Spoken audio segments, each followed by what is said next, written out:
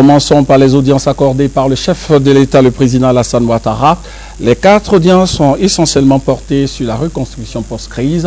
Le point de tout cela avec Victorine Yao Yoboué. Programme chargé ce mercredi pour le président de la République. Première audience accordée au représentant spécial du facilitateur de l'accord politique de Ouagadougou. Comme vous le savez, le 4e accord complémentaire et le 3e accord complémentaire ont essentiellement parlé de l'armée. Et plus que jamais, ces sujets sont des sujets d'actualité. Donc nous devons aider la Côte d'Ivoire à voir dans quelle mesure avoir une armée entièrement unifiée, que la paix revienne et que les citoyens ivoiriens puissent aller complètement vers le développement dans la quiétude et la sérénité. Le président Alassane Ouattara a ensuite reçu une délégation de l'entreprise Boeing.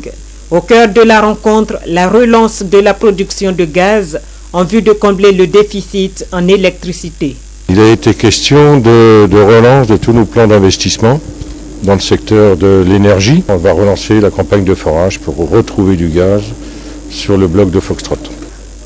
Avec la mission d'évaluation technique des Nations Unies, il a été question de réorienter le rôle de l'ONUCI dans le cadre de la reconstruction post-crise.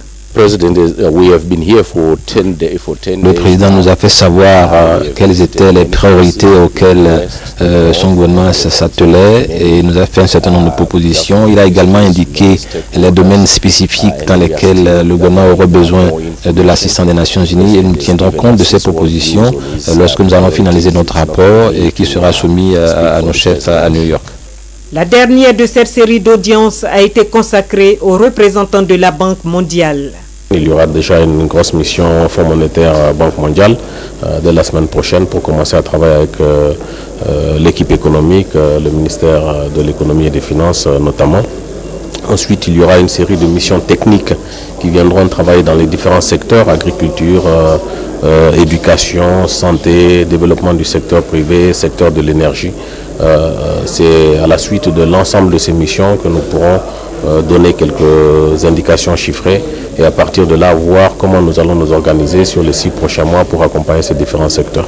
Avec tous ces appuis, le gouvernement et le peuple ivoirien peuvent remettre sereinement la Côte d'Ivoire sur les rails du développement.